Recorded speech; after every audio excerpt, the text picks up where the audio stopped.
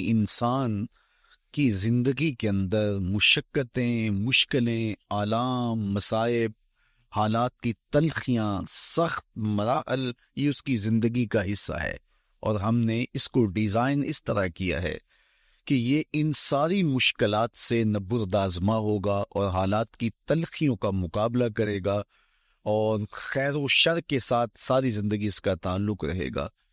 تو یہ اگر سخت جان ہوا تو زندگی میں کامیاب اور بامراد ہوا، اور اگر یہ کمزور ہوا تو پیچھے رہ جائے گا۔ لَقَدْ خَلَقْنَا الْإِنسَانَ فِي كَبَدٍ، ہم نے انسان کو مشقتوں میں رہتا پیدا کیا ہے۔ انسان کو مشقتوں میں رہتا پیدا کیا گیا، حالات کی تلخیوں سے گزرتا ہے، سخت تربیتی مراحل سے اس کو گزرنا پڑتا ہے۔ تو اس چیز کو بیان کرنے سے قبل 3 قسمیں کی گئی۔ پہلی قسم میرے حضور کے پاکیزہ شہر کی، مکہ المکرمہ کی، اس لیے کہ مکہ المکرمہ میں دیکھ لیجئے کہ صحابہ اور حضور کے ماننے والوں نے کیسے تلخ زندگی کاٹی۔ شجر اسلام ثمر بار ہوا تو ہمیں تو یہ کھلے ہوئے پھول دکھائی دیتے ہیں، لیکن ہم نہیں بھول سکتے کہ بلال حبشی کی پیٹھ پہ کیسے کوڑے برسے اور احد احد کیسے پکارتے رہے۔ تو ہم اس منظر کو دیکھیں، مکہ کے ان حالات کو دیکھیں، تو اس لیے قسم کی مکے کی، اور پھر حضرت ابراہیم علیہ السلام کی قسم کی، چونکہ حضرت ابراہیم نے جس قدر اذیتوں سے گزر کر کے، مصائب آلام کا سامنا کر کے، حالات کی تلخیوں کا مقابلہ کر کے اپنا راستہ بنایا اور اپنے رب کی رضا پائی، وہ تاریخ کا ایک انوکھا باپ ہے۔ اس سے بڑھ کر کیا ہوگا کہ جلتی ہوئی آگ میں چھلانگ لگا دی رب کے حکم کی تعمیل میں، بیٹے کی گردن پہ چھری رکھ دی۔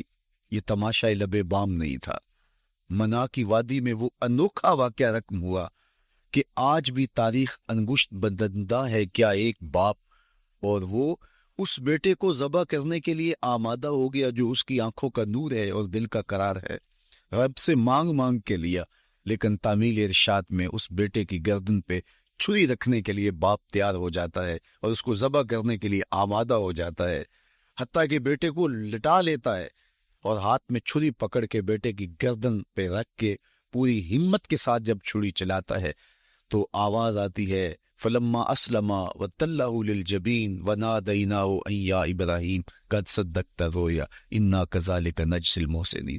ابراہیم بس کرو، تم نے واقعی خواب پورا کر دکھایا۔ اپنی بیوی کو، اپنے نو مولود بچے کو وادی غیر ذی زرع میں چھوڑ آنا، جہاں کچھ بھی میسر نہیں تھا۔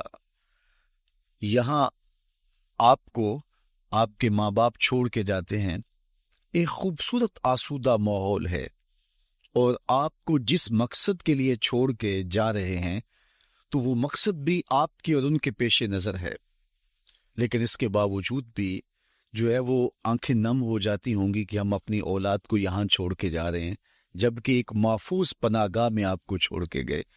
آپ کی تربیت کرنے والا ایک جو ہے وہ توانا طبقہ اور ایک توانا جو ہے وہ سٹاف موجود ہے جو آپ کی فکری، ذہنی، بطنی تربیت کے لیے کوشاں ہیں، لیکن اس کے باوجود بھی والدین محسوس کرتے ہیں، لیکن اپنے نو مولود بچے کو وہاں چھوڑ کے جانا جہاں آب و دانہ بھی میسر نہیں تھا۔ مورخ اسلام مفید جلندری نے اس وادی کا نقشہ کھینچتے ہوئے کہا، وہ وادی جس میں وحشت بھی قدم رکھتی تھی ڈر ڈر کے، جہاں پھرتے تھے آوارہ تھپیڑے بادے سر سر کے، جہاں پر گھاس اگتی تھی، جہاں نہ پھول کھلتے تھے، مگر وہ سرزمین تھی آسماں بھی جھک کے ملتے تھے۔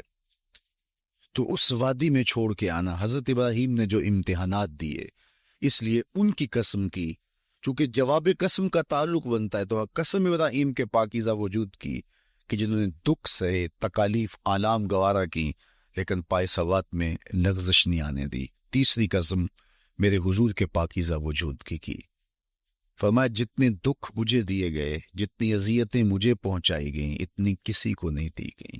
پیدا ہوئے تو حضور کے باپ کا سایہ سر پہ نہیں تھا، پھر اس کے بعد حضور مختلف مراحل سے گزرے۔ 6 سال کی عمر میں ماں کا انتقال ہو گیا۔ جب راہ حق میں لوگوں کو دعوت رشد و ہدایت دینے نکلے تو جو لوگوں کے رویے تھے اور جو اذیتیں لوگوں نے پہنچائیں وہ ایک الگ باب ہے۔ مکے کی گلیوں سے لے کے طائف کے بازاروں تک جن اذیتوں سے میرے حضور گزرے، ام المومنین سیدہ عائشہ رضی اللہ تعالیٰ عنہ فرماتی ہیں ایک دن حضور کی بارگاہ میں حاضری تھی تو ہم نے عرض کیا حضور کیا احد کے دن سے سخت دن بھی زندگی میں کبھی گزرا ہے؟ صحابہ کی نظر میں اس دن سے سخت دن کبھی زندگی میں نہیں آیا، اس لیے کہ جب 70 صحابہ کی لاشیں پڑی تھیں، حضور کے چچا حضرت امیر حمزہ شہید کر دیے گئے، اور نہ صرف انہیں شہید کیا گیا، ان کا مسئلہ کیا گیا، اعضائے بدنیاں کاٹ دیے گئے، ناک کاٹ لی گئی، زبان کاٹ لی گئی، بدن چیر کے کلیجہ نکالا گیا، اور پھر ان اعضاء کا ہار پرویا گیا، اور ہندا نے گلے میں ڈال کے رقص کیا، آنکھوں میں نیزے چبھ ہوئے گئے۔ تو یہ دردناک دن تھا، تو حضور کے سر انور پہ سفید رنگ کی پٹی بندھی تھی اور چشمان رحمت میں آنسو تھے، اور بار بار فرماتے تھے ما فعل امی، میرے چچا کی کہانی سناؤ۔ تو یہ دردناک دن تھا جو صحابہ نے اپنی آنکھوں سے دیکھا۔ تو انہوں نے کہا حضور کیا احد کے دن سے سخت دن بھی کبھی زندگی میں آیا؟ ان کا خیال تھا کہ حضور فرمائیں گے ہاں یہ میرا زندگی کا مشکل ترین اور سخت ترین دن تھا، لیکن حضور نے فرمایا ہاں عائشہ، جب طائف کے بازاروں میں تیری قوم نے مجھے پتھر مارے تو یہ دن احد کے دن سے بھی سخت تھا۔ حضور ان کے 3 سرداروں کے پاس پیغام حق لے کے گئے، لیکن انہوں نے آگے سے جو رویہ اختیار کیا وہ اتنا اذیت ناک تھا۔ حضور نے فرمایا کہ ٹھیک ہے، میں تمہاری خیر خواہی کا جذبہ لے کے تمہارے تک پہنچا ہوں، تم نے میری دعوت کو قبول نہیں کیا، تمہاری مرضی، تمہارا مقصود، چلو اب یہ بات میرے اور تمہارے درمیان رہنی چاہیے، اس بات کو راز رہنا چاہیے، اہل مکہ تک یہ بات نہ پہنچے۔ انہوں نے کہا ہم کیوں راز رکھیں، بلکہ اوباشوں کے ہاتھ میں پتھر دے دیے، اور حضور جب واپس ہونے لگے تو وہ حضور کے پاؤں پہ سنسنی کرتے، حضور اپنا ایک پاؤں اٹھاتے تو دوسرے پاؤں پہ مارتے، شدت درد اور احساس کرب سے حضور بیٹھ جاتے تو ان کے غنڈے دائیں بائیں سے بڑھتے اور کندھوں سے پکڑ کے حضور کو اٹھاتے اور مشق سنسنی کرتے، نالین خون سے بھر گئے، لخت لخت زخمی ہوا۔ اللہ اکبر، کیا دردناک لمحے تھے، کیا تکلیف بری گھڑیاں تھی۔ تو کہا کہ جب طائف کے بازاروں میں تیری قوم نے مجھے پتھر مارے تو یہ دن احد کے دن سے بھی سخت تھا۔ اچھا، جب حضور پر اس طرح آلام و مصائب ٹوٹ پڑے تو حضور کے ساتھ جو صحابہ تھے انہوں نے کہا حضور ان کے لیے بد دعا کر دیجئے، تو میرے حضور بولے میں رحمت بن کے آیا، میں رحمت بن کے آیا ہوں۔ اللہ اکبر، ان کا تقاضا پہم بڑا تو حضور کے ہاتھ اٹھ گئے، اور پھر حضور نے جو کہا سنیے، اللہ مہد قومی فإنہم لا یعقلون، اے اللہ میری قوم کو ہدایت دے دے، یہ مجھے جانتے نہیں، اگر جانتے تو ان کا میرے ساتھ یہ رویہ نہ ہوتا۔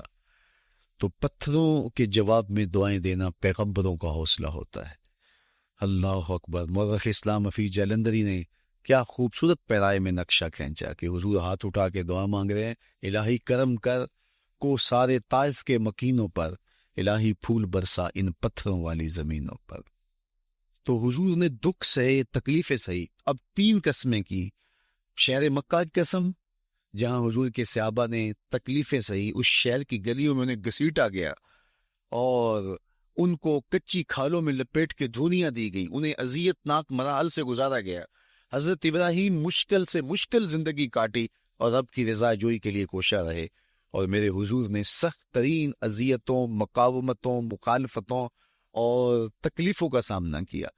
تو ان 3 چیزوں کا حوالہ دے کر، ان 3 چیزوں کی قسم کر کے اب انسان کو بتایا جا رہا ہے کہ تم مشکلات سے تمہیں گزرنا پڑے گا، حالات کی تلخیاں تمہیں سہنی پڑیں گی، کسی مرتبے تک پہنچنے کے لیے تمہیں پھر تکلیفوں کی راہ اختیار کرنی پڑے گی۔ تم کون ہوتے ہو؟ میرا محبوب ہو تو تکلیفیں وہ بھی اٹھائے، 2 جہاں کا مالک ہو اور طائف کے بازاروں میں اس کے پاؤں پہ بھی پتھر پڑیں، اور کونین کا سردار ہو اور ان کے اوپر اجری ڈال دی جائے، کائنات کا مالک ہو اور ان کو مکے کی گلیوں کے اندر ان کے گلے میں عقبہ بن نبی معیط کپڑا ڈالے اور تاؤ دے، تو کیا ان مشکلات سے تم بچ سکتے ہو؟ جب تم کسی منزل تک پہنچنا چاہتے ہو تو پھر یہ حوالے ماضی کے دیکھ لو، 3 قسمیں کر کے اس حقیقت کو بیان کیا۔ ابراہیم علیہ السلام کے وجود کو دیکھ لو، حضرت مصطفیٰ کریم علیہ السلام کی ذات ستودہ صفات کو دیکھ لو، اور مکے کی گلیوں میں صحابہ کے ساتھ جو ظلم و جبر ہوئے اور انہوں نے جو مصیبتیں اور مشقتیں کاٹی وہ ساری دیکھ لو۔ تو 3 قسمیں کھا کر کے کہا کہ بے شک انسان مشقتوں میں رہتا پیدا کیا گیا ہے. اس لیے قافلہ انسانی کے وہ افراد جو کسی منزل کے متلاشی ہوتے ہیں، جو جستجو کی زندگی بسر کر رہے ہوتے ہیں، ان کو پھر مشکلات سے گزرنا پڑتا ہے اور حالات کی تلخیاں ان کو گوارا کرنا پڑتا ہے، کشاکشی حیات سے ان کو ٹکرانا پڑتا ہے، اور ان کو آگے بڑھنے کے لیے ان کو تکلیفوں سے گزر کر کے، جان گسل مراحل سے گزر کر کے پھر منزل کی طرف عازم سفر ہونا پڑتا ہے. کیا میں نے اس خاکدان سے کنارہ، جہاں رزق کا نام ہے آب و دانا، پلٹنا جھپٹنا جھپٹ کر پلٹنا، لہو گرم رکھنے کا ہے ایک بہانہ. پرندوں کی دنیا کا درویش ہوں میں، کہ شاہی بناتا نہیں آشیان. تو زندگی مشکل مراحل سے گزر جانے کا نام ہے. اقبال نے کہا تھا ہے شباب اپنے لہو کی آگ میں جلنے کا نام. یہ زندگی آسان نہیں ہے، یہ حالات کی تلخیوں کا مقابلہ کرنے کا نام ہے، یہ ضبط نفس کا نام ہے، یہ اپنے من کی تربیت کا نام ہے.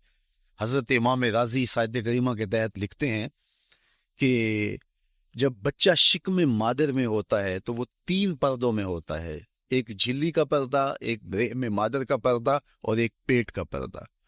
تو 3 پردوں میں وہ بیچارہ بڑی عجیب سی حالت میں ہوتا ہے. یہ اس کا پہلا مرحلہ ہے تخلیق کے بعد. اس کے بعد پیدائش کا دوسرا مرحلہ ہے. یہ زچہ بچہ دونوں کے لیے موت و حیات کے مرحلے ہوتے ہیں. اس کے بعد وہ پیدا ہوا، اس دنیا پہ آیا، تو اس کی مشکل کیا ہے؟ زبان ہے، بولنا نہیں جانتا، دیکھتا ہے پہچان نہیں سکتا، سنتا ہے سمجھ نہیں سکتا، ہاتھ ہیں پکڑ نہیں سکتا، ٹانگیں ہیں چل نہیں سکتا. کتنی مشکل بن گئی. یہ سب کچھ چیزیں ہونے کے باوجود بھی وہ بے بس دکھائی دیتا ہے. اس کو دودھ مانگنے کے لیے بھی رونا پڑتا ہے. تو یہ ایک مرحلہ تھا. پھر آہستہ آہستہ اس نے بولنا سیکھا، ایک ایک حرف کر کے، لفظ لفظ جوڑ کے وہ جملے مکمل کرتا رہا. آج تو زبان کا طوطی بولتا ہے، آج تو بات کرے تو جو ہے وہ ماحول تھم جاتا ہے. لیکن انسان ذرا پلٹ کے آغوش مادر میں تیری ماں نے ایک ایک حرف تجھے سکھایا تھا، ایک ایک لفظ تجھے سکھایا تھا، لفظ لفظ کر کے، حرف حرف کر کے جملے بنے. اور آج تیری گفتار کی شوخی کے تذکرے زمانے میں ہیں، تو پھر تجھے بولنا سکھایا. تو چل نہیں سکتا تھا، آج تیری جو ہے وہ جولانیاں دیکھنے والی ہیں، تیری رفتار کو کوئی چھو نہیں سکتا ہے. تیری آنکھوں کی بجلیاں آج عقابوں سے بڑھ کر ہیں. آج تیرے کانوں کے اندر نغموں کا جہاں آباد ہے. آج تیرے ہاتھوں کی گرفت کہ آگے شیر غرغاں بھی ہو تو وہ بھی بے بس ہو جاتا ہے. لیکن دیکھ تو کتنا مجبور تھا. اچھا چلو وہاں سے آگے آئے، پھر زندگی کو سیکھنا پڑتا ہے، آداب سیکھنے پڑتے ہیں، کس سے کیا بات کرنی ہے سیکھنا پڑتا ہے. آگے بڑھے، جوانی کی دہلیز پہ پہنچے. جوانی انسان کی زندگی کا باقپن ہوتا ہے، عروج ہوتا ہے. اللہ اکبر. لیکن جوانی کو تقدس معاب رکھ کے منزل تک پہنچانا یہ سب سے مشکل مرحلہ ہوتا ہے. چونکہ جذبات بے قابو ہیں، خواہشیں آوارہ ہیں، اور تا حد نظر نظارے ہی نظارے جو دل کو کھینچتے ہیں. اب اپنے تقدس کو جو شخص محفوظ رکھے، کائنات میں سب سے قیمتی جوہر حضرت انسان کا اس کی عصمت کا جوہر ہے. اور سب سے حسین چہرہ وہ ہے جو جنسی کالک سے اپنے آپ کو بچا لے. تو جوانی ہو، باقپن ہو، اور پھر اپنی خواہشات کو بے قابو نہ ہونے دیا جائے. سب سے مشکل مرحلہ پوری زندگی میں یہ آتا ہے. کسی نے کہا تھا کتاب زیست کا ایک اور باب بیت گیا، شباب بیت گیا، ایک عذاب بیت گیا. تو شباب کا ختم ہونا اور اس کو خیریت سے منزل تک پہنچنا، یہ کتنا بڑا مشکل مرحلہ ہوتا ہے. جس کا جوانی میں باطن کا چہرہ مسخ ہو جاتا ہے اور جنسی کالک سے جو چہرہ آلودہ ہو جاتا ہے، اس کا عفت کا دامن داغدار ہو جاتا ہے. تو اس لیے وہ چہرہ تابہ ہے، وہ چہرہ روشن ہے، وہ چہرہ منور ہے جو اپنے آپ کو کالک نہیں لگنے دیتا اور اپنی عصمت کی حفاظت کرتا ہے. میرے حضور نے بے ارشاد فرمایا، سبعۃ یظلھم اللہ تعالی فی ظلہ یوم لا ظل الا ظلہ. 7 اشخاص ایسے ہیں قیامت کے دن جب کوئی سایہ نہیں ہوگا، اللہ ان کو اپنے عرش کا سایہ عطا کرے گا. ان میں سے پہلا شخص امام عادل حکمران. دوسرا شخص وشاب نشأ فی عبادت اللہ، وہ جوان جس کی جوانی اللہ کی عبادت میں بسر ہوئی. تیسرا وہ شخص وَرَجُلٌ قَلْبُهُ مُعَلَّقٌ بِالْمَسَاجِدِ، وہ شخص جس کا دل مسجد میں لگتا ہے، مسجد میں جمتا ہے۔ اور چوتھا شخص وَرَجُلٌ دَعَتْهُ امْرَأَةٌ ذَاتُ مَنْصَبٍ وَجَمَالٍ فَقَالَ إِنِّي أَخَافُ اللَّهَ، وہ شخص جس کو دعوت گناہ ملی اور حسن قدموں میں بچھنے کے لیے بےتاب ہوا، اور اس نے کیا کہا، انی اخاف اللہ، میں اللہ سے ڈرتا ہوں، میرا اللہ مجھے دیکھ رہا ہے۔ میرے حضور نے فرمایا قیامت کے دن جب کوئی سایہ نہیں ہوگا، اللہ اس کے اوپر اپنے عرش کا سایہ تان دے گا۔ جو اپنی عصمت کے جوہر کو بچا گیا، تو یہ ایک مشکل مرحلہ تھا، اپنی جوانی کے تقدس کی حفاظت کرنا۔ میرے حضور نے ارشاد فرمایا انا حبیب اللہ، میں اللہ کا حبیب ہوں۔ جو جوان جوانی میں توبہ کرتا ہے وہ بھی اللہ کا حبیب ہے۔ کتنا بڑا اعزاز ہے اور کتنا بڑا کمال ہے جو شخص کو ملتا ہے جو جوانی میں اپنی عصمت کے تقدس کی حفاظت کرتا ہے، اپنی آبرو پہ پہرا دیتا ہے، اپنی نظروں کی حفاظت کرتا ہے، اپنی سوچوں کو آوارہ نہیں ہونے دیتا، اپنے خیالوں کو پٹکنے نہیں دیتا، اپنی خواہشات کو بے قابو نہیں ہونے دیتا۔ تو یہ مشکل ترین لمحہ تھا۔ اس کے بعد امام راضی کہتے ہیں اب شادی کا مرحلہ ہوا، تو پہلے خود اپنی ذمہ داری تھی، اب کسی کا بوجھ بھی اٹھانا پڑا، یہ اگلی مشکل آ پڑی۔ پھر بچی ہوئے تو پھر اپنی زندگی تو ختم ہو گئی، پھر ساری زندگی، پھر بڑھاپے میں چلے جائیں، ارذل العمر تک چلے جائیں، یہ ساری زندگی مشکلات مشکلات۔ لقد خلقنا الانسان فی کبد، تو ہمیں عملی طور پہ مشکلات کے مقابلے کے لیے تیار ہونا چاہیے۔ دیکھیے ہم جب شکار کرنے جاتے ہیں اور وہ خطرناک جنگل ہو جس میں شیر، بھیڑی اور دیگر جانور بھی ہوں، تو پھر ہم حفظ ما تقدم کے طور پہ سب کچھ ساتھ لے کے جاتے ہیں، اور اس انداز سے جاتے ہیں کہ ہمارے اوپر اگر کوئی حملہ ہو تو بچاؤ کی یہ تدبیر ہو۔ تو ہم عملی طور پہ اس کے لیے خود تیار ہوتے ہیں، تو پھر کوئی ہونے والا حملہ غیر متوقع نہیں ہوتا، اور ہم اس کے لیے اپنے آپ کو مستعد اور فعال پاتے ہیں۔ اسی طرح میں اور آپ اگر زندگی کے اس فلسفے سے آگاہ نہیں ہوں گے کہ زندگی مشکلات کا مجموعہ ہے، حالات کی تلخیاں ساری زندگی ہمارے ساتھ رہیں گی، تو کوئی بھی تکلیف، کوئی بھی اذیت، کوئی بھی ایسا واقعہ جو ہم نہیں چاہ رہے ہوں گے وہ روح پذیر ہوگا تو ہم گھبرا جائیں گے، اور پھر اس وقت ہم دکھی ہو جائیں گے۔ اس لیے ہمیں یہ قرآن نے سکھایا ہے کہ تم عملی طور پہ زندگی کی سختیوں کا مقابلہ کرنے کے لیے آمادہ اور تیار ہو جاؤ۔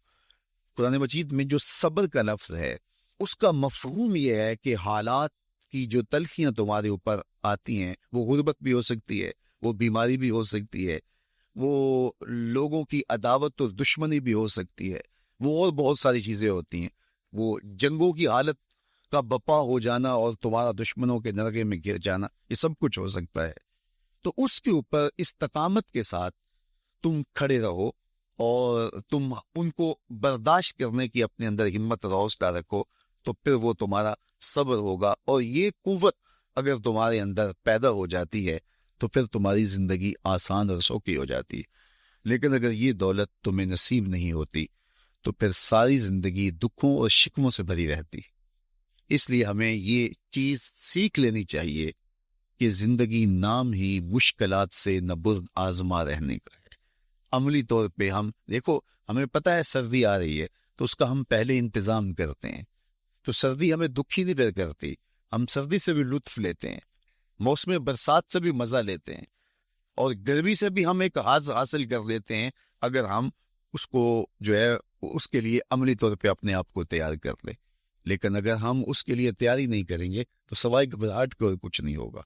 تو مجھے اور آپ کو عملاً اپنے آپ کو اس بات کے لیے آمادہ کرنا پڑے گا کہ زندگی ان حالات کی تلخیوں سے ٹکرانے کا نام ہے، اور ساری زندگی ہمیں ان مراحل سے گزرتے رہنا پڑے گا۔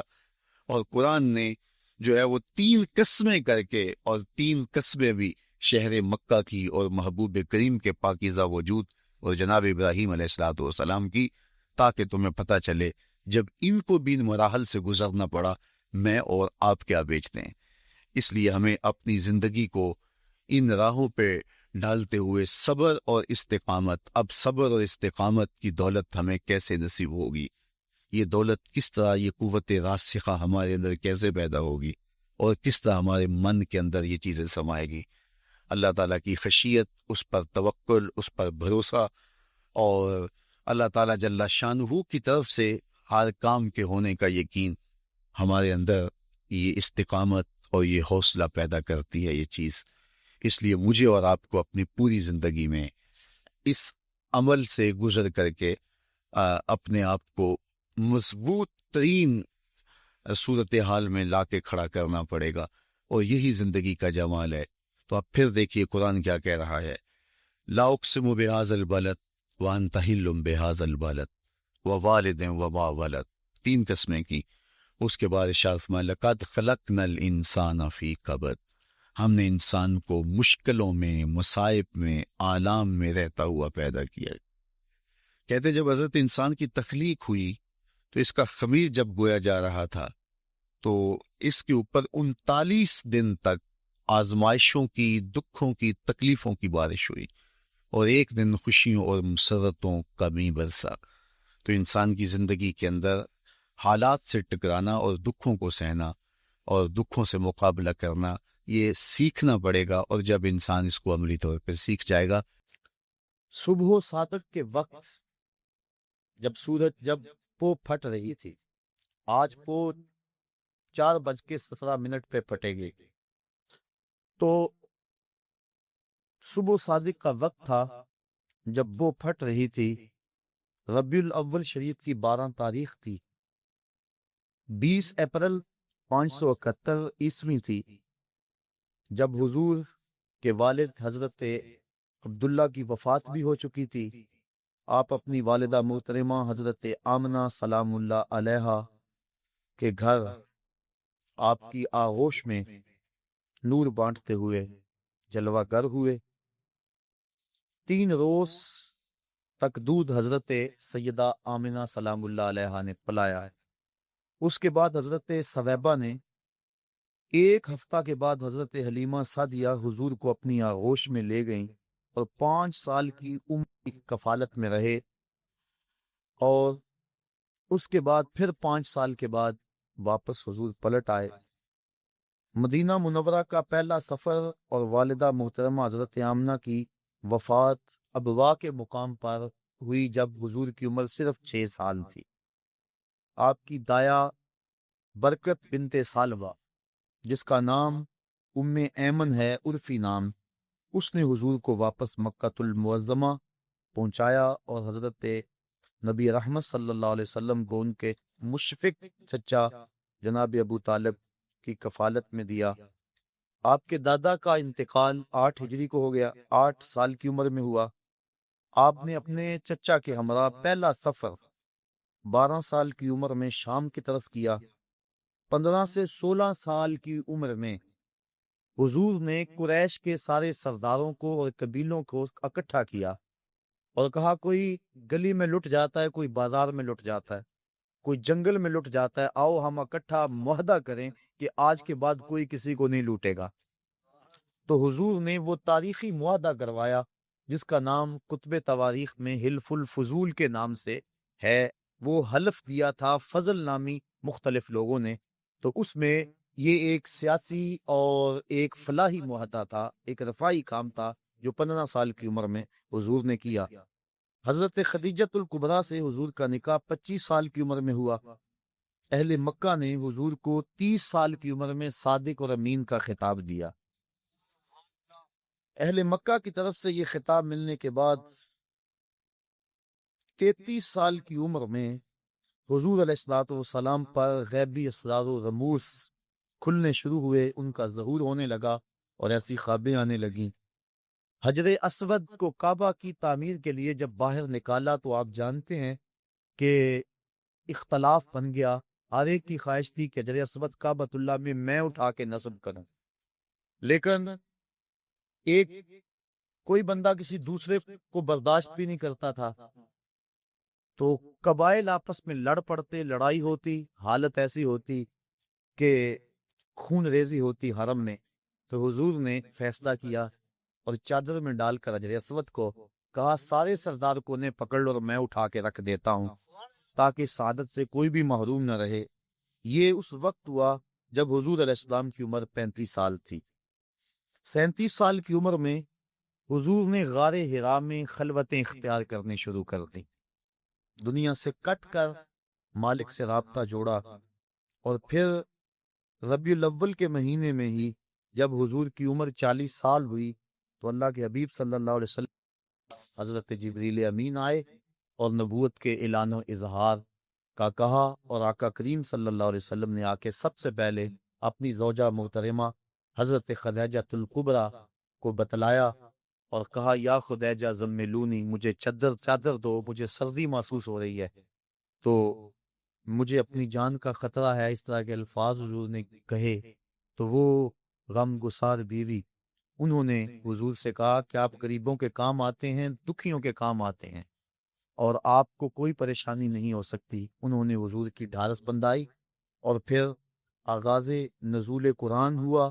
نماز فجر اور عصر کی 2 رکعتیں نبوت کے پہلے سال ہی حضور کے اوپر فرض ہو گئی، اور حضور پڑھتے تھے۔ آغاز نزول قرآن مجید یہ رمضان المبارک میں ہوا، اور یہ بھی نبوت کا پہلا سال ہی تھا، جمعرات کا دن تھا۔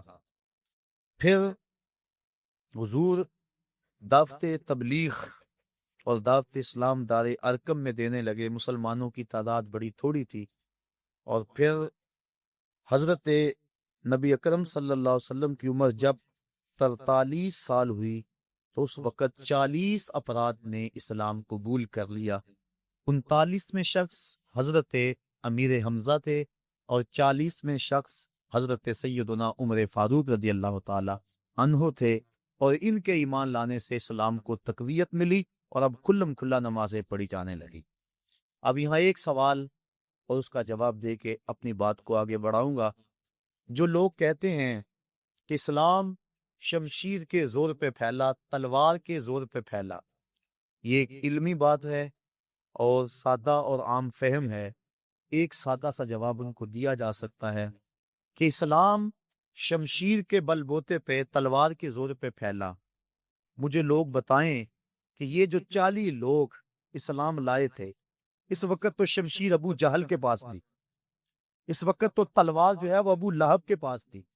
تو یہ 40 لوگ جو اسلام لائے ہیں، یہ لوگ 40 جو ہے جو اسلام کی دولت سے مالا مال ہوئے ہیں، یہ کس بل تلوار کے دم سے اور تلوار کے ڈر سے انہوں نے اسلام قبول کیا ہے، یہ حضور کے خلق کریمانہ کی وجہ سے اور اسلام کی طبی صداقت کی وجہ سے اسلام قبول کیا ہے؟ تو حضور کو تو بعد میں یہ اللہ کی طرف سے اجازت مرحمت فرمائی گئی کہ آپ کافر اور منافقوں کے ساتھ جو جہاد کریں۔ پہلے تو حضور کی تلواریں، حضور کے ماننے والوں کی تلواریں نیام میں تھی، اور دشمنوں کی تلواریں جو ہیں وہ نیام سے باہر تھیں۔ تو اس وقت بھی جو اسلام پھیلتا رہا، اس سے اندازہ کر لینا چاہیے کہ اسلام تلوار کے زور پہ نہیں پھیلا، بلکہ خلق محمدی کے زور پہ پھیلا۔ پھر جب مسلمانوں کا گھیراؤ کر لیا گیا تو مسلمانوں کی پہلی ہجرت حبشہ کی طرف ہوئی۔ اس وقت حضور کی عمر 45 سال تھی، اور نبوت کا اعلان کیے ہوئے 5 سال بیت گئے تھے۔ حضور کی عمر جب 47 سال ہوئی تو اس وقت کفار نے حضور کا بائیکاٹ کر دیا، سماجی بائیکاٹ کر دیا، اور شاب ابی طالب میں حضور 3 سال تک اپنے غلاموں کے ساتھ وہاں رہے۔ جس چمڑے پہ لکھ کے وہ معاہدہ کعبے کی دیوار کے ساتھ لٹکایا گیا تھا، اس چمڑے کو دیمک چاٹ گئی اور وہ خود گر گیا، اور پھر جو ہے حضور علیہ الصلوۃ والسلام دوبارہ مکہ المکرمہ میں آئے۔ یہ حضور کی طرف سے، حضور کے لیے اللہ تعالیٰ کی اعانت تھی۔ اور پھر نبوت کے 50ویں عمر کے 50ویں سال اور نبوت کے 10ویں سال حضور کے چچا اور حضور کی زوجہ محترمہ حضرت خدیجہ الکبریٰ انتقال کر گئیں۔ یہ دونوں حضور علیہ الصلوۃ والسلام سے بے پناہ محبت کرنے والی ہستیاں تھیں، اور حضور کو ان دونوں کا بڑا آسرا اور سہارا تھا۔ جس سال یہ دونوں ہستیاں انتقال کر گئیں، اس سال کو حضور نے عام الحزن، دکھوں کا اور غموں کا سال قرار دیا۔ حضرت خدیجہ الکبریٰ رضی اللہ تعالی عنہا کا جب وقت آ کر آیا تو انہوں نے اپنی بیٹی حضرت فاطمہ کو حضور کے پاس بھیجا اور کہا کہ جاؤ اپنے باپ سے کہو کہ مجھے چادر رحمت عطا کر دیں۔ حضرت فاطمہ الزہرا رضی اللہ تعالیٰ عنہا حاضر ہوئی۔ حضور نے کہا بیٹا اپنی ماں سے پوچھو یہ چادر کس لیے مانگ رہی ہیں۔ تو حضرت فاطمہ الزہرا پوچھنے کے لیے آئی، حضور بھی پیچھے آ گئے۔ تو حضرت خدیجہ نے عرض کی کہ حضور میرا وقت آخر ہے اور مجھے پتہ ہے کہ اب میں اللہ کے حضور جانے والی ہوں، میری خواہش ہے آپ مجھے یہ چادر دے دیں اور بعد انتقال اس چادر سے مجھے کفن دیا جائے۔ اب سنیے حضور کے لفظ، میں پرسوں ایک جگہ پہ گیا تو بڑا سا بینر لگا ہوا تھا، نہ کم نہ حاوی، عورت کے حقوق مساوی۔ آج عورت اپنے حقوق کی جنگ ابھی تک لڑ رہی ہے اور وہ برقعے کو اپنے لیے قید خانہ سمجھتی ہے، اسے نہیں پتا کہ مصطفیٰ نے عورت کو آبرو دی ہے۔ آج بھی نبی کا دین جہاں نہیں پہنچا وہ بیوی کو پاؤں کا جوتا خیال کرتے ہیں، اور مغرب جس کے پیچھے ہم دوڑتے ہیں وہ بیوی کو کتیا کہہ کے پکارتے ہیں، اور آج وہ اپنے حقوق کی جنگ لڑ رہی ہے اور برقعے کو قید خانہ سمجھتی ہے، اسے نہیں پتا اس برقعے کا ایک ایک تار اس کی آبرو کا محافظ ہے۔ شاید اگر اسے اس بات سے علم ہو کہ افلاطون تو عورت کو انسان ماننے کے لیے تیار تھا، یہ مصطفیٰ ہیں جس نے عورت کو آبرو بخشی اور عورت کو عزت عطا فرمائی۔ اب سنیے حضور کے لفظ، جب حضرت فاطمہ زہرا نے آ کے عرض کی کہ حضور میرے باپ میری والدہ ماجدہ چادر مانگ رہی ہیں، تو آقا کریم صلی اللہ علیہ وآلہ وسلم گئے اور انہوں نے کہا حضور میں اس لیے مانگ رہی ہوں کہ میرا وقت آخر ہے۔ تو آقا کریم کی آنکھیں چھلکی اور پھر فرمایا اے خدیجہ تو نے تو چادر مانگی ہے، لو اردت جلدی لا آتے تو کہ اگر تو میری جلد بھی مانگ لیتی تو میں وہ بھی پیش کر دیتا۔ تو اس وقت حضور کی عمر 50 سال تھی۔ حضرت خدیجۃ الکبریٰ کے انتقال کے بعد حضور کی عمر جب 52 سال ہوئی تو 27 رجب کو 12 نبوت کو واقعہ معراج ہوا۔ پہلے 2 نمازیں فرض تھی، اب 3 نمازیں اور ساتھ شامل ہو گئیں، اور کل حضور پر جو ہیں وہ 5 نمازیں فرض ہوئیں۔ لیکن حضور کی ذات پر 6 نمازیں فرض تھی، تہجد بھی حضور پر فرض تھی، لیکن پڑھتے حضور 8 تھے، اس کے علاوہ نوافل کی ادائیگی بھی حضور کرتے تھے۔ امت پہ پہلے 50 نمازیں فرض ہوئی تھی، لیکن حضرت موسیٰ علیہ السلام کی درمیان میں جو مداخلت ہوئی اس کی وجہ سے 5 نمازیں رہ گئیں۔ یہ امت مصطفیہ پر حضرت موسیٰ علیہ السلام کا احسان ہے جس کو امت کو نہیں بھولنا چاہیے۔ پھر مدینہ منورہ کے 15 افراد، جب حضور کی عمر جو ہے وہ یہی 52 سال تھی، 52 سال تھی حضور کی عمر، تو پھر کچھ لوگ جو ہیں وہ 18 افراد ایمان کی دولت سے مالا مال ہوئے، اس کو بیعت عقبہ اولیٰ بھی کہتے ہیں۔ پھر اس کے بعد 72 افراد نے اسی سال ذوالحج کے مہینے کے اندر جو ہے وہ بیعت کی، اس کو جو ہے 72 افراد نے قبول کیا حضور علیہ الصلوۃ والسلام کے ہاتھ پہ اسلام کو۔ تو یہ اگلا سال تھا، یعنی نبوت کا 13واں سال۔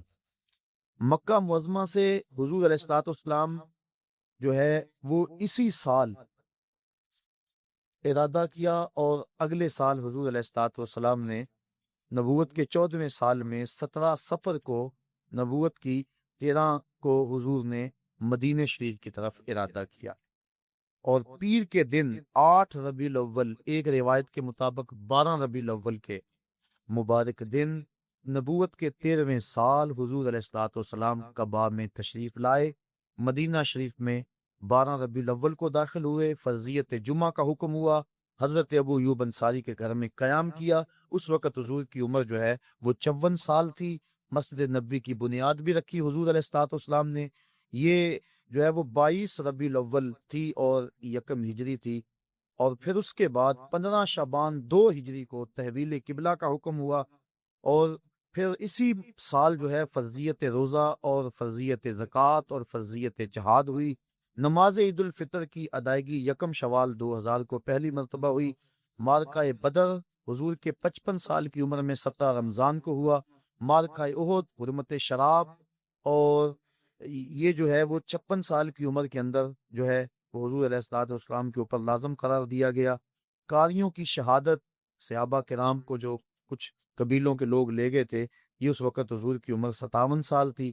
غزوہ خندق جب ہوا تو اس وقت حضور کی عمر 58 سال تھی، اور یہ 5 ہجری کا واقعہ ہے، اور حضور کی عمر اسی سال 58 سال کی عمر میں ہی زنا، قذف، لیان کے فوجداری قوانین کا نفاذ اور پردے کا حکم آیا، اور جب حضور کی عمر 59 سال تھی تو صلح حدیبیہ کا واقعہ ذیقعد کے مہینے میں 6 ہجری کو ہوا۔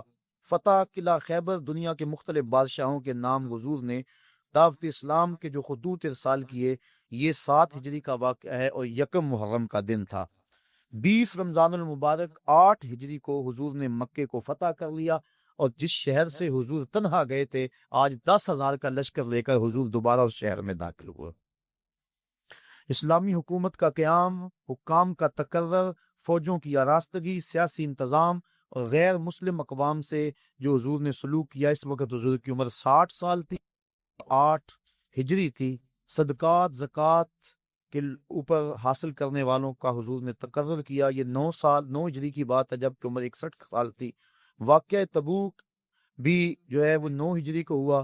اسی سال حضرت ابو بکر صدیق رضی اللہ تعالی عنہ کو امیر حج بنا کر حضور نے حج کی ادائیگی کے لیے روانہ کیا، اور مختلف ممالک یمن، بحرین، عمان، یمامہ اور بہت سارے ملکوں تک اسلام کے اثرات پہنچے۔ پھر 10 ہجری کو حجۃ الوداع کا خطبہ حضور نے امت کو دیا۔ یہ امت کو اجتماعی طور پہ حضور کا آخری خطاب تھا۔ وصال سے اور اس کے بعد 61 دن کے بعد حضور کا انتقال ہو گیا۔ حجۃ الوداع کا امت سے یہ آخری خطاب تھا، اور وصال سے 5 روز قبل مسجد نبوی میں امت محمدیہ سے رسول کریم صلی اللہ علیہ وسلم نے جو ہے وہ مسجد میں ایک جو ہے وہ اجتماع سے گفتگو ارشاد فرمائی۔ اور پھر جب حضور کی عمر 63 سال ہوئی تو پیر کا دن تھا، چاشت کا وقت تھا، اور ربیع الاول کی تاریخ میں اختلاف ہے، 7 جون کی تھی، اور اللہ کے حبیب صلی اللہ علیہ وسلم اس دنیا سے اپنا مقصد پورا کر کے واپس اللہ کے ہاں چلے گئے۔ 32 گھنٹے تک حضور کا جسد اطہر لوگوں کی زیارت کے لیے موجود رہا، اور 32 گھنٹے کے بعد 12-13 ربیع الاول کی درمیانی شب، منگل اور بدھ کی درمیانی شب 11 ہجری کو اللہ کے حبیب صلی اللہ علیہ وسلم کی تدفین ہوئی، اور آج تک گنبد خضرا پہ درود و سلام کی بارش بھی ہو رہی ہے، اللہ کی رحمتیں بھی نازل ہو رہی۔ یہ تھا حضور علیہ الصلوۃ والسلام کا سوانحی خاکہ، جو مختصر ہے لیکن اس کے پیچھے بڑی محنت ہے جو کی گئی ہے۔ اب کچھ باتیں میں نے آپ سے اور کرنی ہے۔ آج ہم یہاں کیوں آئے ہیں، حضور علیہ الصلوۃ والسلام کا میلاد کیا ہے، یہ بحث تھی کچھ، اور علمی تھی اور تاریخی حوالے تھے۔ اس کے باوجود بھی آپ نے ذوق اور اپنی محبت کا اظہار کیا، اور کیوں نہ کرتے، آپ اپنے نبی کا تذکرہ سن رہے تھے، اور حضور علیہ السلام کی پیدائش سے لے کر کے حضور علیہ الصلوۃ والسلام کا لہد انور میں اترنے تک کا یہ اجمالی خاکہ تھا جو میں نے آپ کے سامنے رکھا تھا۔ اب اللہ کے حبیب صلی اللہ علیہ وآلہ وسلم کی آمد کی 3 حیثیتیں علماء نے بیان فرمائی ہیں۔ نمبر 1، تخلیق مصطفیٰ، جس کو کہتے ہیں خلقت محمدیہ، اور دوسرا ہے ولادت محمدیہ، اور تیسرا ہے بعثت محمدیہ۔ حضور کی تخلیق کب ہوئی، حضور کی ولادت پیدائش کب ہوئی، اور حضور علیہ الصلوۃ والسلام کی بعثت کب ہوئی۔ تو بعثت کا یہاں اور ولادت کا یہاں آپ سمجھ چکے ہیں، پھر اس کو تھوڑی سی تفصیل سے عرض کرنا چاہوں گا۔ حضور کی تخلیق کب ہوئی، یہ آج تک کوئی نہیں بتا سکا کہ حضور پیدا کب ہوئے، تخلیق کب ہوئی۔ حضور سے پوچھا گیا اس بات میں، تو آقا کریم صلی اللہ علیہ وسلم نے ارشاد فرمایا، میں اس وقت بھی نبی تھا جب آدم علیہ السلام مٹی اور پانی کے درمیان تھے۔ یہ نہیں بتایا کہ میں نبی کب بنا ہوں اور میری تخلیق کب ہوئی ہے۔ اور دوسرا فرمایا، اول ما خلق اللہ نوری، اللہ نے سب سے پہلے میرے نور کو پیدا فرمایا ہے۔ اس کائنات میں سب سے پہلی چیز جو تخلیق کی گئی، مخلوق اول، اللہ کی ذات مخلوق نہیں ہے، وہ خالق ہے، اس کو کسی نے پیدا نہیں کیا، تخلیق نہیں کیا، کسی نے بنایا نہیں، اور اس پر کبھی بھی ایسا وقت نہیں آیا کہ وہ نہ ہو، وہ ازلی ہے، ابدی ہے۔ تو کائنات تخلیق گئی، ما سے واللہ جو کچھ ہے اس کو خلق کیا گیا، تخلیق کیا گیا۔ تو کائنات میں جب تخلیق کا سلسلہ شروع ہوا تو سلسلہ تخلیق کا آغاز ذات رسالت مآب سے ہوا۔ حضور فرماتے ہیں اللہ نے سب سے پہلے میرے نور کو پیدا فرمایا۔ ایک روایت میں آتا ہے اللہ نے سب سے پہلے لوح کو پیدا کیا، اللہ نے سب سے پہلے قلم کو پیدا کیا. اولو ما خلق اللہ القلم, اللہ نے سب سے پہلے قلم کو پیدا کیا. ایک روایت میں آتا ہے اللہ نے سب سے پہلے جو ہے وہ عقل کو پیدا کیا. مختلف روایات مختلف کتابوں میں موجود ہیں. آج لوگ کہتے ہیں کہ سب سے پہلے تو عقل پیدا ہوئی, سب سے پہلے تو قلم کو پیدا کیا گیا, سب سے پہلے تو لوح کو پیدا کیا گیا. اور اول ما خلق اللہ نور, یہ بھی حدیث ہے, لیکن ان کا خیال روئے سخن ادھر ہی رہتا ہے کہ جی سب سے پہلے تو قلم کو پیدا کیا گیا. اور اگر چلو یہ نہ بھی مانو تو حدیثیں متضاد ہیں, لہذا احتمال جاتا رہا. جب احتمال آ گیا تو پھر استدلال باقی نہ رہا. لیکن محدثین کے ہاں ایک طریقہ ہے کہ جب حدیثیں مختلف ہوں تو وہ تطبیق کرتے. مثال کے طور پہ سب سے پہلے قیامت کے دن سوال کس چیز کا ہوگا؟ نماز کا. اور ایک حدیث میں قیامت کے دن سب سے پہلا سوال قتل کا ہوگا. تو علماء کہتے ہیں دونوں حدیثیں اپنی جگہ پہ ٹھیک ہے. سب سے پہلے قتل کا سوال ہوگا, سب سے پہلے نماز کا سوال ہوگا. تو فرماتے ہیں اس کی تطبیق یوں ہے, عبادات میں حقوق اللہ میں سب سے پہلا سوال نماز کا ہوگا, اور حقوق العباد میں معاملات میں سب سے پہلا سوال قتل کا ہوگا. تو یہ اس کی تطبیق کر لیں تو دونوں حدیثیں اپنی اپنی جگہ پہ ٹھیک ہے. تو یہ حدیثیں سب سے پہلے میرے نور کو پیدا کیا گیا, سب سے پہلے لوح کو پیدا کیا گیا, سب سے پہلے قلم کو پیدا کیا گیا, سب سے پہلے عقل کو پیدا کیا گیا. تو اس کی تطبیق قلندر لاہوری شاعر مشرق حکیم الامت علامہ اقبال نے کی. وہ کہتے ہیں لوح بھی تو قلم بھی تو, لوح بھی تو, سبحان اللہ نہیں کہی آپ نے, علامہ اقبال نے تطبیق کی. لوح بھی تو قلم بھی تو, تیرا وجود الکتاب, گنبد آب گینا رنگ تیرے محیط میں حباب. حضور لوح بھی تمہارا نام ہے, قلم بھی تمہارا ہی نام. اس لیے اگر کہا گیا کہ لوح کو پیدا کیا گیا ہے, سب سے پہلے قلم کو پیدا کیا گیا ہے, تو یہ سارے نام حضور کے ہی ہیں. تو جو حدیث ہے اول ما خلق اللہ نوری, تو اس کا معنی بھی یہی ہے. تو سب سے پہلے کائنات میں جس وجود کو, جس ذات کو تشخص اور تعین دیا گیا وہ ذات رسالت مآب صلی اللہ علیہ وسلم. تو کائنات کا پہلا تعین ذات رسالت مآب ہے.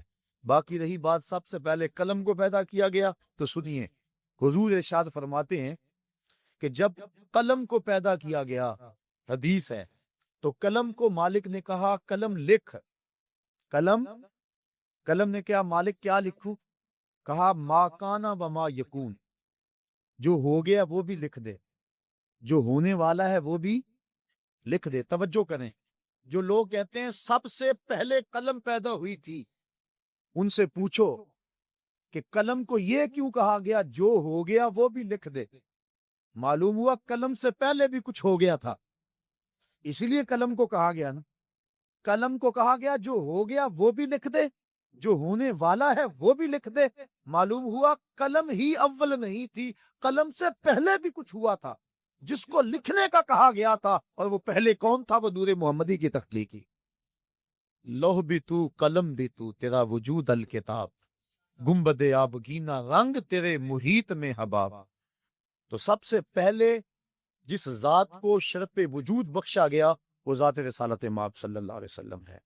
اور فرمایا اول ما خلق اللہ نوری ومن نوری خلق کل شیء, اللہ نے سب سے پہلے میرے نور کو پیدا کیا, پھر کائنات کی ہر شے کو میرے نور سے پیدا کی. اس طرح کائنات کی ہر شے کی اصل ذات رسالت مآب صلی اللہ علیہ وسلم. یہ ہے حضور علیہ السلام کی خلقت, اس کو کہتے ہیں خلقت محمدیہ. سب سے پہلے پیدا تخلیق حضور کیے گئے. کب ہوئے؟ چونکہ وقت بنتا ہے لیل و نہار کی گردش سے, اور لیل و نہار دن اور رات بنتے ہیں چاند اور سورج کی وجہ سے. اور جب حضور کو تخلیق کیا گیا اس وقت چاند سورج نہیں تھے. اس وقت جب چاند سورج نہیں تھے تو لیل و نہار کیسے ہوتے؟ جب لیل و نہار نہیں تھے تو وقت اور گھڑیاں اور گھنٹے, منٹ اور ساعتیں کیسے بنتی؟ اس لیے جب کسی نے پوچھا بھی نا حضور آپ کو کب نبوت ملی تھی, تو آقا کریم نے کیا کہا؟ تم اتنا سمجھ لو, اللہ اکبر, جب آدم علیہ السلام مٹی اور پانی کے درمیان تھے اس وقت میرے سر پہ نبوت کا تاج سجا ہوا تھا. سجا کب یہ تم نہیں جان سکتی. تو حضور علیہ الصلوۃ والسلام کی تخلیق اس وقت ہوئی جب وقت نہیں تھا. یہ وقت میں کہہ رہا ہوں چونکہ میرے پاس لفظ نہیں ہے. دوسری ہے حضور کی ولادت، اور وہ آپ جانتے ہیں کہ 12 ربیع الاول تھا، تڑکے کا وقت تھا، چھم چھم رحمتیں اتر رہی تھی، کائنات پہ اندھیرے پھیلے ہوئے تھے کہ اچانک روشنی ہوئی. حضرت آمنہ کہتی ہیں کہ ستارے میرے گھر کے اتنے قریب آ گئے کہ مجھے یوں لگا کہ ابھی گر پڑیں گے. اور پھر کیا ہوا؟ اللہ اکبر، خرج منی نور، میرے بطن سے نور نکلا. پتہ نہیں دنیا کو کیا ہو گیا. جس نے بھیجا وہ کہتا میں نے نور بھیجا، جس کی گود میں آیا وہ کہتی ہے میری گود میں نور آیا، جس زوجہ محترمہ کے پاس رہے وہ کہتی ہیں کہ فتبینت العبرۃ بشعاع نور وجہ. حضور جب آنگن میں آتے تھے، کمرے میں آتے تھے، اندھارے ختم ہو جاتے اور اجالے ہو جاتے. جس دائی کے پاس گئے ہیں وہ بھی کہتی ہیں ما کننا نحتاج الی السراج من یوم اخذناہ، جب سے یہ ہمارے گھر آیا ہے نا ہمیں دیا جلانے کی ضرورت ہی پیش نہیں آیا.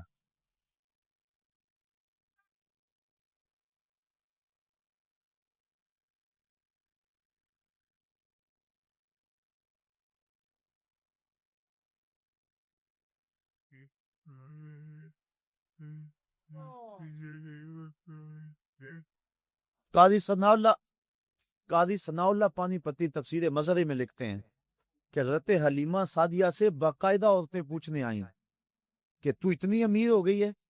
بڑے بڑے امیر گھرانے جب رات کو سوتے ہیں تو چراغ وہ بھی بجا دیتے ہیں.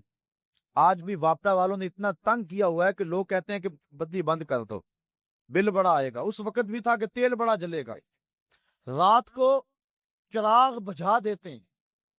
اتنے جو بڑے بڑے امیر کبیر لوگ ہیں، تو کتنی امیر ہوگی ہے تیرا چراغ رات کو بھی جلتا رہتا ہے. تو حلیمہ سعدیہ نے کیا کہا؟ ہاں میں امیر ہو گئی ہوں. ہاں میں، جس کے پاس محمد ہو وہ غریب نہیں ہوتا، وہ امیر ہوتا ہے. تم امیر ہو، میں امیر ہوں، مسلمان امیر ہیں، ان کے پاس کچھ بھی نہ ہو پھر بھی امیر ہیں. یہ تو قیامت کے دن پتہ چلے گا غریب کون تھا اور امیر کون تھا. اللہ اکبر. کہا تو بڑی امیر ہوگی ہے؟ کہا ہاں. اللہ اکبر. بھاگ جاگ پڑے نا حلیمہ سعدیہ کے. حلیمہ دا چھپر کھجوری دے تھلے، حلیمہ دا چھپر کھجوری دے تھلے، حوراں وچھالے نوری مسلے، فرش تو عرش تک پہ گئی دہائی، حلیمہ نے لٹ لی خدا دی خدائی. ہر طرف شور ہے، وہ سارا دن تو صحراؤں میں گھوم لیتی تھی، اسے جب بھوک لگتی تھی لبوں کو چوم لیتی تھی. مقدر جاگ گئے، بخت جاگ گئے، مقدر سمر گئے. وہ کہتی ہیں ما کننا نحتاج الی السراج من یوم اخذناہ، جب سے یہ گھر میں آیا ہے نا ہم نے دیا ہی نہیں جلایا ہے، ہم نے توڑ دیا ہے دیا، ہم نے بتیاں توڑ دی ہیں، ہم تیل کبھی دکان سے نہیں لینے گئے. جب سے یہ گھر آیا ہے گھر میں روشنی آ گئی ہے، گھر میں اجالے آ گئے ہیں. رات جو تمہیں میرے گھر سے نکلتا ہوا نور نظر آتا ہے وہ کسی دیے کی روشنی نہیں ہے، وہ سراج منیر کی روشنی ہے. اور کسی کمرے میں اندھیرا ہوتا، وہاں کوئی چیز ڈھونڈنی ہوتی تو وہ حضور کو ہاتھ میں اٹھا کر اس کمرے میں لے جاتا. یہ قصے کہانیاں نہیں ہیں، یہ محض خوش اعتقادی نہیں ہے، یہ حقیقت ہے. حضرت ام المومنین کہتی ہیں اللہ اکبر. صحابہ بھی کہہ رہے ہیں، ابھی آپ سن رہے تھے روایت، کل قمر لیلۃ البدر لم ارا قبلہ ولا بعدہ مثلہ. کوئی کہہ رہا ہے، کوئی یوں بول رہا ہے کہ وہ تو نور ہیں یستضاء بہ مہند، جس سے پورا زمانہ چمک رہا ہے. ماں کہتی ہے میری گود میں نور آیا، بیوی کہتی ہے میرے حجرے میں نور آتا تھا. صحابی کیا کہہ رہا ہے؟ کل قمر، نور تھا. ہاں ہاں، صحابی بھی کہہ رہا ہے نور ہے، اہلیہ بھی کہہ رہی ہے نور ہے، ماں بھی کہہ رہی ہے نور ہے، خدا بھی کہہ رہا ہے قد جاءکم من اللہ نور. خدا کہتا ہے میں نور بنا کے بھیجا، نبی کہتا ہے میں نور بن کے آیا، ماں کہتی ہے میری گود میں نور آیا، دائی کہتی ہے میرے ویڑے میں نور کھیلتا رہا، زوجہ کہتی ہے میرے حجرے میں نور رہتا تھا، صحابہ کہتے ہیں مدینے کی گلیوں میں نور چلتا تھا. اور اگر کوئی کہ مجھے نظر نہیں آیا 1400 سال بعد کہے اسے کہا جائے گا بیوقوف تیری کون مانے، نبی کی ماں کی مانیں گے، نبی کی زوجہ کی مانیں گے، نبی کے گھر والوں کی مانیں گے، صحابہ کی مانیں گے، مصطفیٰ کی مانیں گے، یا پھر خدا کی مانیں گے؟ اگر کوئی ان کے مطابق کہے تو اس کی مان لیں گے، اور جو کہا نبی کی ماں نے، جو کہا نبی کی زوجہ نے، جو کہا صحابہ نے، جو کہا خود خدا نے، اور جو کہا مصطفیٰ نے، اب اس کو نظم کیا بریلی کے شاہ نے، اور انہوں نے کہا تیری نسل پاک میں ہے بچہ بچہ نور کا، تیری نسل پاک میں ہے بچہ بچہ نور کا، تو ہے عین نور تیرا سب گھرانہ نور کا، تو ہے عین نور تیرا سب، اللہ اکبر، ہر سمت ہی نور ہے، گھر میں بھی نور، باہر میں بھی نور، انگلی اٹھائیں تو چاند رقص کرتا ہے، کوئی لاؤ تو صحیح، پتہ نہیں تم نے کس کو دیکھا ہے۔ خطیب الاسلام علیہ رحمہ فرمایا کرتے تھے تم نے حلیمہ کی بکریوں سے پیچھے پیچھے تو دیکھا ہے، سدرہ پر جبریل سے آگے آگے کیوں نہیں دیکھا؟ ارے ناداں، تو نے مطلق کو مقید کر دیا، تو نے یوسف کو کنویں میں دیکھا تو کیا دیکھا؟ اقبال علیہ رحمہ کہہ رہے ہیں تو نے یوسف کو کنویں میں دیکھا تو کیا دیکھا؟ ارے ناداں، جو مطلق تھا مقید کر دیا تو نے یوسف کو کنان کے کنویں میں تو دیکھا ہے، مصر کے تخت پہ کیوں نہیں دیکھا؟ تو نے مکے کی گلیوں میں چلتا تو دیکھا ہے، سدرہ کی روشوں پہ چلتا کیوں نہیں دیکھا؟ تو نے کھانا کھاتے تو دیکھا ہے، لیکن کئی کئی دن بغیر کھانے کے مصطفیٰ کو گزارا کرتے کیوں نہیں دیکھا؟ تو نے نکاح کرتے تو دیکھا ہے، لیکن مالک کے قرب ناز میں ایسا تجرد پیدا ہوتا ہے کہ جبریل بھی پیچھے رہ جاتے ہیں، کوئی فلک تے رہ یاد گیا، کوئی جا سدرہ تے ہار گیا، کوئی لاؤ تو صحیح ایسا، زمانہ ڈھونڈے ثانی تو بڑی چیز ہے، سایہ نہ ملے گا، ایسا ہے ہی کوئی نہیں، کسی ماں نے جنم ہی نہیں دیا۔ حسان بن ثابت فرماتے ہیں دیکھتا کیسے دیکھتی میری آنکھ، ایسا تو پیارا کسی نے جنم ہی نہیں دیا، کسی ماں نے جنا ہی نہیں ہے، خدا نے وہ سچائی پن چھڑے ہے جدے وچ محمد نو ٹالیا سس۔ اللہ اکبر، آمنہ کا گھر روشن ہو گیا، بات سمجھ آ رہی ہے؟ لطف بھی آ رہا ہے؟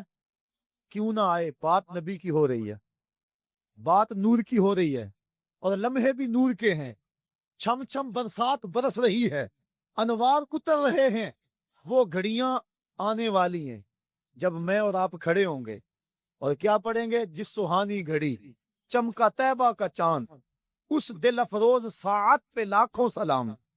ان بچوں پہ جب پھول برس رہے تھے کیسا منظر تھا؟ بڑا پیارا منظر تھا نا، رحمت اترتی محسوس ہوتی تھی نا، ان بچوں پہ پھول جب برس رہے تھے، اور وہ لمحے کیسے ہوں گے جب عرش کے رب نے فرش پر آمنہ کے گھر میں سویرا کر دیا گیا۔ فرماتی ہیں ستارے جھک کے میرے گھر کے قریب آ گئے، اللہ اکبر، اور پھر کیا ہوا کہ جوان جوان عورتیں میرے گھر میں داخل ہوئی جیسے عبد المناف کی بیٹیاں ہوں، اور میں گھبرائی، انہوں نے کہا گھبرانے کی بات نہیں ہے، میرا نام حوا ہے، یہ حضرت آسیہ ہے، یہ حضرت مریم ہے، تیرے بیٹے کی ولادت کے موقع پہ تمہیں مبارک دینے آئی ہیں۔ کہتی ہیں پھر اس کے بعد ایک دودھ جیسا سفید اور برف جیسا ٹھنڈا مشروب مجھے پلایا گیا، پھر اس کے بعد مجھے پتا نہیں کیا ہوا، جب میری آنکھ کھلی تو میری گود میں ایک بچہ مسکرا رہا تھا، اس کے چہرے سے نور کی لاٹیں نکل رہی تھی، ایسا میں نے دیکھا ہی نہیں تھا کبھی، مکھ چند بدر شاہ شانی ہے، ذرا ذوق لے لو اس پہ، حد کر دی گولڑے کے تاجدار نے، اللہ جی، یہ آمنہ دیکھ رہی ہیں، مکھ چند بدر شاہ شانی ہے، متھے چمک دی لاٹ نورانی ہے، کالی زلف تے اکھ مستانی ہے، مخمور اکھی ہن مد بریاں، ایسا دیکھا ہی نہیں۔ میں پھر وہی کہہ دوں جو روز کہتا ہوں، تو اجے میرا یار نہیں ڈٹھا، ہاں میں بار بار یہی کہتا ہوں، مجھے بڑا لطف آتا ہے ان لفظوں میں، اور لڑائی بھی کس لیے ہو رہی ہے کہ لوگوں نے دیکھا ہی نہیں، دیکھ لیتے جھگڑا نہ کرتے، جانے مارتے تھے، لوگ اس لیے بحث کر رہے ہیں کہ انہوں نے دیکھا، جنہوں نے دیکھا ہے وہ تو سبحان اللہ کہہ رہے ہیں، اللہ تو اجے میرا یار نہیں ڈٹھا، جنوں ویکھ کے چن شرماوے، ادھی راتی دن چڑھ جاوے، جیو رخ تو نقاب اٹھاوے، تے جیو نکلے سیر کرن نو، سارا گلشن سیس نواوے، اتے دھرتی لف لف جاوے، جے ہاتھ پھلاں وچ رکھدا، ہاتھ پھلاں تو ود جاوے، نین نشیلے मस्त रसीले विच सोना कजल सुहावे, बिजली डरदी लिश्क ना मारे, मता बेअदबी हो जावे। खुलक उदे ने मोल ही दुनिया, कोई विरला ही जान बचावे। बचा सकते हैं जान आप? बचा सकते हैं जान? ये क्यों मस्ती है? रात बीत गई है, ठंड लग रही है, ठंडी हवा गुजर रही है, लेकिन क्या हो गया आपको? एक आदमी भी नहीं उठ रहा, क्या हो गया? खुलक ओदे ने मोल ही दुनिया, खुलक ओदे ने। अल्लाह अकबर, तू अजे मेरा यार नहीं डिठा। इलम खुदा ने इन्ना दिता, अकलां विच ना आवे। अकल खुदा ने इन्नी दिती, इल्मां विच ना आवे। जे ओ खोले पेच जुल्फ दे, अते राही राह भुल जावे। अख उगड़े ते इंज पिया जापे, जिवें मैं खाना खुल जावे। क्या खूब सजण दियां अखियां ने, जिवें भर के सुराइयां रखियां ने। जे ओ खोले पेच जुल्फ दे, अते राही राह भुल जावे। अख उगड़े ते इंज पिया जापे, जिवें मैं खाना खुल जावे। तोबा तोबा हुस्न सजण दा, चाल न चली जावे। आजम एडा सोहना माही, सानू किधरे नजर ना आवे। अब बरेली के ताजदार भी बोल उठे, बुलबुले बागे मदीना चहकने लगे। अल्लाह अकबर। आला हजरत क्या बोले? बादे सबा चलने लगी। कहा बुलबुल ने उनको गुल कहा। बुलबुल ने, बुलबुल की मुंतहाई परवाज यही है। अल्लाह अकबर। आला हजरत हद कर गए, और जब भी बोलते हैं हद कर देते हैं। मैं कल ही कहाँ बयान कर रहा था, बात कोई बन गई। आला हजरत का जी चाहा कि महबूब की जुल्फों को रात कहूं। हर शायर कहता है ना, मेरे महबूब का की जुल्फे रात जैसी हैं, घटा जैसी है, और उसका चेहरा चांद जैसा है, दिन जैसा है। वो वापस शिराजी ने कहा, बफरोगे चेहरा जुल्फत रहे दिल जनद हमा शब, चे दलावरस्त दुजदे के बशब चराग दारद। वो कहता है चेहरे का चराग जला के दिल लूट रहा है। कैसा बहादुर चोर है कि रात को चराग जला के लूट रहा है। महबूब के चेहरे को शायर दिन कहते हैं, चराग कहते हैं, और जुल्फों को रात कहते हैं। आला हजरत का जी भी मचला कि मैं भी कहूं अपने महबूब की जुल्फों को रात। फिर हौसला ना पड़ा, कहानी रात बड़ी काली होती है और लोग रात से डरते हैं। मैं रात नहीं कहता, लेकिन कहानी कहना भी है, ज़ौक़ कह रहा है, शायराना मिजाज कह रहा है कहो। फिर आला हजरत ने कह दिया। रात को भी में लैलत लैल लैल कहते हैं। आला हजरत ने भी रात कहना चाहा, लेकिन रात ना कह सके। क्या कहा? लैलतुल कदर में मत लाए फजरे हक। कहा रात नहीं कहता, लैलतुल कदर कह देता हूं। कहना रात है, लेकिन आम रात नहीं कहता। लैलतुल कदर में मत लाए फजरे हक। हुजूर जब अपने बाल संवारते थे ना, तो हुजूर बिल्कुल दरमियान में मांग निकालते। जरा तसव्वुर करें मदीने के चांद का। अल्लाह अकबर। बड़े खूबसूरत होंगे, बड़े हसीन होंगे, लेकिन मेरे हबीब की पाए खाक जैसे भी नहीं है। अल्लाह अकबर। हुजूर अलैहिस्सलाम के खाके पा जैसे भी नहीं है। बड़े बड़े हसीन होंगे, बड़े बड़े जमील होंगे, बड़े बड़े महवश होंगे, बड़े बड़े जोहरा जमाल होंगे, लेकिन जो हुस्न अल्लाह ने अपने हबीब को दिया, किसी को नहीं दिया। जब मांग निकालते थे, अल्लाह अकबर, दरमियान में, तो लगता था सितारे चमक रहे। अल्लाह अकबर। कभी आपने देखा सुबह को जब तड़का होता है तो उस वक्त पो फटती है, काली रात के अंधेरे में उफक से जब पो फटती है, आला हजरत नक्शा खींचा। हुजूर ये जो आप मांग निकालते हैं ना, ऐसा लग रहा है जिस तरह लैलतुल कदर में पो फट रही हो। लैलतुल कदर में मतलाए फजरे हक। मांग की इस्तकामत पे लाखों सलाम। मांग की इस्तकामत पे। अल्लाह अकबर। हुजूर की जुल्फों को अल्लाह अकबर रात कह दिया, लेकिन आम रात नहीं, लैलतुल कदर कहा। तो बात है, आला हजरत जब भी बोलते हैं हद करते हैं। सुख ने शायरी शहर यार अपनी जगह, नात कहने को अहमद रजा चाहिए। आला हजरत बोले, बुलबुल ने गुल उनको कहा, कुमरी ने सरवे। बात आप भूले नहीं कहां से बात चल रही है। जब हजरत आमना की पहली नजर रुखे महबूब पे पड़ी। अल्लाह अकबर। तसव्वुर जमाल है, आमना की आंखें हुजूर को देख रही हैं। बेटा तो कोजा भी हो, मां कहती है मेरे लाल जैसा कोई नहीं। उस मां के सदके जिसका बेटा मोहम्मद है। ہماری ساری آبروئیں عزتیں اب واقعی اس مٹی پہ قربان جس میں مصطفیٰ کی ماں آسودہ خاک ہے۔ پہلی نظر پڑی، اللہ اکبر، اعلی حضرت بولے کیا؟ بلبل نے گل ان کو کہا، کمری نے سروے جاں فضا، حیرت نے جھنجھلا کر کہا یہ بھی نہیں وہ بھی نہیں، خورشید تھا کس زور پر، کیا بھڑ کے چمکا تھا قمر، بے پردہ جب وہ رخ ہوا یہ بھی نہیں وہ بھی نہیں۔ اللہ اکبر۔ اب میں اپنے پیر کی کہانی سناؤں۔ وہ کہتے ہیں ملدا نہیں محمد ورگا، ساری وچ خدائی، اس تصویر نورانی کولو غیراں رمز نہیں پائی، ایسا چہرہ ایسا جمال۔ حضرت آمنہ فرماتی ہیں جب میں نے دیکھا تو میری گود میں ایک خوبصورت بچہ تھا، اس کا چہرہ چمک رہا تھا، اذا سرّ استنار وجہہ، حضور علیہ السلام جب مسکراتے تھے چہرے کی لکیروں سے نور نکلتا تھا۔ پھر کیا ہوا؟ پیدا ہوتے ہی اس بچے نے اپنے دونوں ہاتھ زمین پہ رکھ دیے اور سارا آسمان کی طرف اٹھایا، اللہ اکبر، اور پھر مٹی کی مٹھی ہاتھ میں بھری۔ ایک دن کا بچہ ہے لوگوں، ایک دن کا بچہ ہے، نہیں بات کچھ اور ہے۔ یہ ولادت ہو رہی ہے، خلقت کو بڑی پہلے کی ہو چکی ہے۔ آتے ہی مٹھی خاک کی بھری، دیکھا آسمان کی طرف۔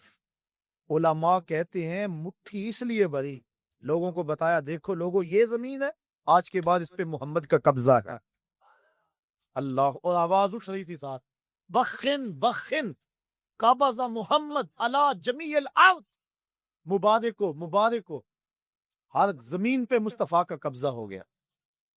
مشرق والے جانور پرندے مغرب کو دوڑ پڑے اور مغرب والے مشرق کو دوڑ پڑے، اور ایک دوسرے کو جب ملتے ہیں تو مبارک دیتے ہیں اور کہتے ہیں مبارک ہو مصطفیٰ آ گئے۔ یار پرندے دوڑیں اور مبارکیں دیں تو ہم نہ دیں، ہم نہ جھومیں، ہم نہ اظہار محبت کریں۔ اللہ اکبر۔ شرق کے پرندے غرب کو دوڑ پڑے اور غرب کے پرندے شرق کو دوڑ پڑے اور آپس میں ملتے ہیں اور کہتے ہیں مبارک ہو مبارک ہو، وہ آ گیا جس کے آنے کا انتظار تھا، وہ جس کے ذکر پر داؤد نے نغمہ سرائی کی، وہ جس کے نام پر شاہ سلیمان نے گدائی دی، دل یحییٰ میں رہ گئے ارماں جس کی زیارت کے، لب عیسیٰ پہ آئے واز جس کی شان رحمت کے، جو بن کے روشنی پھر دیدہ یعقوب میں آیا، جسے یوسف نے اپنے حسن کی نئے رنگ میں پایا، ندانم ماں گلے خنداں چے رنگو گودارت، کہ مرغے ہر چمن آرزوئے اودارت۔ اللہ اکبر۔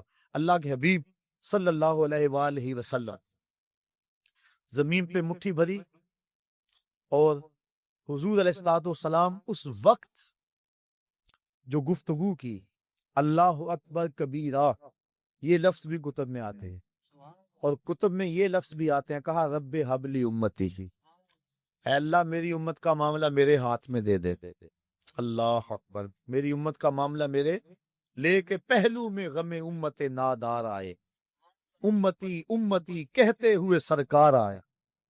حضور امتی امتی کہتے ہوئے آئے، ساری زندگی امتی امتی پکارا، غار سجدہ کے نوکیلے پتھروں پہ پیشانی رکھ کے رب حبلی امتی کی صدائیں لگائی۔ اور حضرت فضل بن عباس کہتے ہیں جب میں نے حضور کو لحد میں اتارا وقت آخر تو میں نے کفن کی تنیاں کھولی تو لب جنبش میں تھے، میں نے کان قریب کیا دیکھو تو صحیح اب کیا کہہ رہے ہیں، لیکن جب کان قریب کیا تو وہی نغمہ تھا جو ساری زندگی لاپتے رہے، رب حبلی امتی، اے اللہ میری امت کو میرے سپرد کر دے، جس کے لب پہ رہا امتی امتی، یاد ان کی نہ بھولو نیازی کبھی، وہ کہیں امتی تو بھی کہہ یا نبی، میں ہوں حاضر تیری چاکری کی۔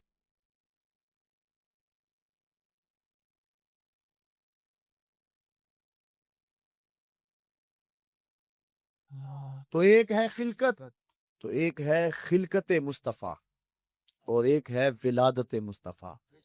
اور پھر جس سال حضور آئے نا اس سال کا عربوں نے نام رکھا، یہ میں نے ابھی بتایا ہے کہ جس سال حضرت خدیجۃ الکبریٰ اور حضرت نبی رحمت کے شفیق چچا انتقال کر گئے، اس سال کا نام حضور نے عام الحزن رکھا، کیونکہ ہجری کا آغاز حضرت عمر فاروق کے دور میں ہوا تھا، پہلے سالوں کے نام رکھتے تھے۔